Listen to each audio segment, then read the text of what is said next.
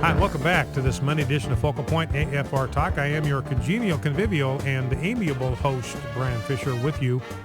Now, I want to talk about one more thing about this hostess thing before we move on. Again, do not forget, it was the union that took down Hostess and the Twinkies and the Ho-Hos and the Ding Dongs. It was not a private equity firm. And besides, the private equity firm that gave them some additional shelf life was run by a Democrat. So if you're going to blame a private equity firm for it, you libs out there, you're blaming a Democrat. He's the one that cannibalized this thing in your worldview and took it down. The reality was he gave it an extra 2-3 years of life, an opportunity to succeed. Now the bakery business, I've had friends in the grocery business that I know the margins in that entire food industry are very thin. That is a low margin industry to be in. It's fiercely competitive. So if you've got unions out there and you got to have, you think about the number of jobs there. You got one driver's got to drive the bread truck. The other guy has got to drive the cake truck. That's 2 jobs instead of just 1. Drivers can't load their own truck, so that's 4 jobs instead of 1. And then you got to have a different guy moving the stuff from the back room onto the shelves. So that's 5 jobs there. One guy could do all of that. You could have one guy doing that. So the unions created 5 jobs where one would get the job done. If you're in a low margin business, then that is the end of the line. And so it's going to be sold in bankruptcy court, and somebody might well buy it. But here is the real tragedy, ladies and gentlemen. And I haven't seen anybody talk about this. This is why you listen to Focal Point, because you get information here you don't get anywhere else. What the tragedy here is that the best diet food on the planet is being taken away from you. I give you Professor Mark Hobb. We went over this at the time it happened. I went back and dug this story up. This is from 2 years ago. In fact, this is November 8, 2010. And this is a guy that ate a particular diet, and he lost 27 pounds in 2 months. He lost 27 pounds eating this food stuff, lost 27 pounds in 2 months. His body mass index went down from 28.8 down to 24.9. His bad cholesterol dropped 20%. His good cholesterol went up by 20%. He reduced the level of triglycerides, which is a form of fat, by 39%.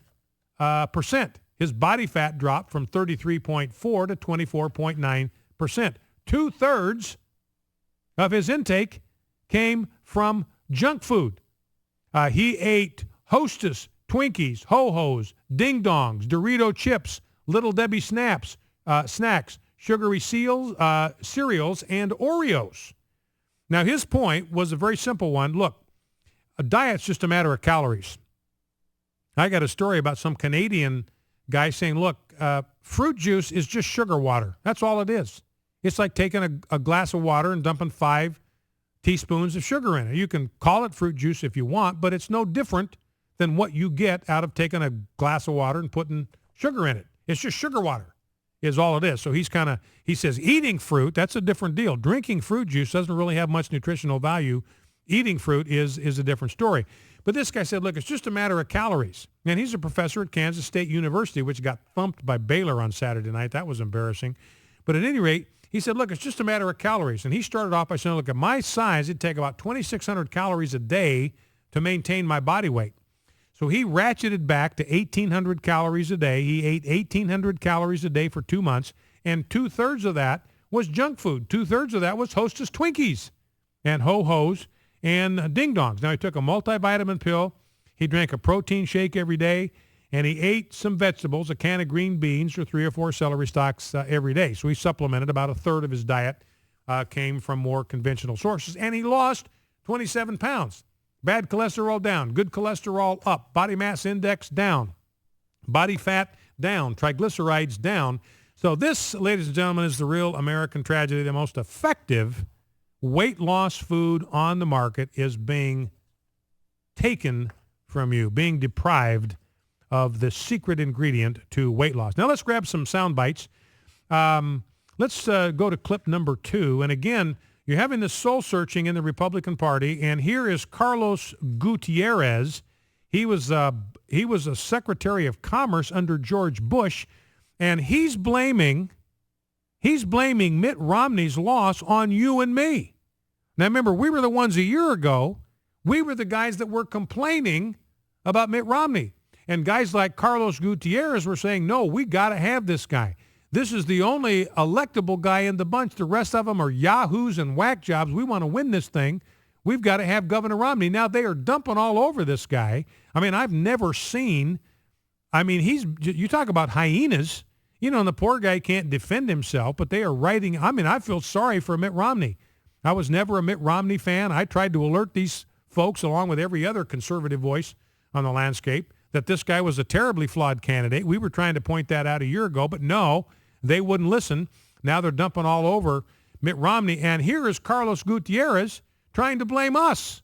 We were the ones who were saying, look, Mitt Romney is not the candidate that you think he is. We were the ones trying to run up the caution flag, and here Carlos Gutierrez and all these other Republican poobahs, they're trying to blame Mitt Romney's loss on us. Well, Mitt Romney spent the entire campaign trying to get as far away from our message as he possibly could. Let's listen. Private reaction from Republican congressmen was, honestly, including very conservative ones, was, I don't know, do we really have to give any? I guess maybe we do. Maybe it was good that you said that, because we do need to cut a deal. He won 2 elections. He didn't raise rates correctly in 2009 because we were in the midst of horrible downturn. I'm hearing 2 audios in my ear. Is that just me? Okay. I guess we got a problem. It's not like we got double audio on that clip, so we may not be able to play that. Let's see if we can grab clip number 3. This is George Will, again, and this is the pile-on of Mitt Romney. Now, what Gutierrez said, let me just read to you what he said. I think we lost the election because the far right of this party has taken the party to a place that it doesn't belong.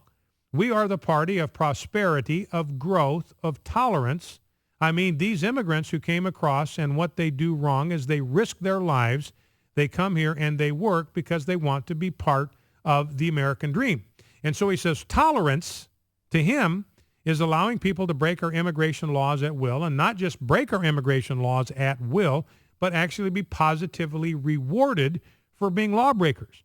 So what Carlos Gutierrez thinks is we cost the Republican Party the election because we were opposed to rewarding criminal behavior. Now think about that just for a minute. Here you got Republicans. This guy was in the Bush administration. He's saying you and I, we cost the Republican Party this election because we believe that criminal behavior ought to be punished. I mean, silly us. And that's his definition of tolerance, which, of course, is absolute intolerance for anybody who believes in the rule of law and the enforcement of our immigration law. Now, here's George Will dumping on Romney. And I think to George Will, he's a classic blue blood Republican. George, tried to warn you about this guy a year ago and you wouldn't listen. I am tired up to here of your whining. Let's listen. Where Bobby Jindal was. It's been well said that you have a political problem when the voters don't like you, but you got a real problem when the voters think you don't like them. Mm-hmm. And that is that Mitt Romney was picking up the theme he improvidently put before the country and inadvertently with his 47% video during the campaign. Get back to quit despising the American people, particularly because a lot of what they're despising them for are Republican policies. When Mitt Romney said so many Americans aren't paying taxes, yeah, because the Republicans doubled the child tax credit for conservative reasons. Yes, because they expanded the earned income tax credit, as Ronald Reagan did, because they thought it was an effective anti-poverty program. So George Will says it's all the Republicans' fault. And he might have a point there. This is just another example of Republicans getting played for chumps from day one. So George Will dumping on Mitt Romney. Here is Chris Christie, clip 4. He's piling on Mitt Romney. Let's listen. No, you can't expect to be a leader of all the people and be divisive. Okay? You have to talk about themes, policies that unite people. And I think about Chris Christie saying this, you can't be a leader and be divisive. What did Chris Christie do in New Jersey? He blew that place up. You talk about a divisive guy. He took on the teachers union and he brought them down. Was he divisive? Absolutely. He was jeered. He was booed. He was catcalled. He faced unending hostility. Christie, you can't expect to be a leader of the people and be divisive. What are you doing? What were you doing taking on the teachers union? You were being so divisive. It's horrible. It's no good. It's very bad. Don't you understand? That's why Mitt Romney lost the election, because he was divisive. So get over it, Chris Christie, and roll over next time instead of taking on the teachers union. Now here's clip number 6. This is Chris Matthews last week, and he took about a minute out of a 13-minute segment, and he grabbed a couple of sound bites, one from here, one from there, one from over here, to put this soundbite together with this introduction. Let's listen. The Conservative American Family Association, they call themselves, and you realize... Okay, we got a problem with that clip? Okay, I guess we've got some more technical difficulties. My apologies for that. But Chris Matthews basically out there saying he wants the Republican Party to listen to people like me because we are promoting the rule of law, and he thinks that's going to be fatal to Republican Party chances. Let's grab the Rick Santelli clip if we can. Let's play Rick Santelli. He's talking about this fiscal cliff and the Republican position on it. Let's listen. I'm going to read Article 1, Section 7 of the Constitution. It's called the Origination Clause. All bills for raising revenue shall originate in the House of Representatives. Okay? Let's not rise above the facts here. We might have lost it, we meaning fiscal conservatives. And yes, I'm a fiscal conservative. I admit it. But the House, their majority in that regard stands. A couple of seats change, but it stands. And the president, he could suggest programs for taxes, and he could veto. And the Senate can concur with the House.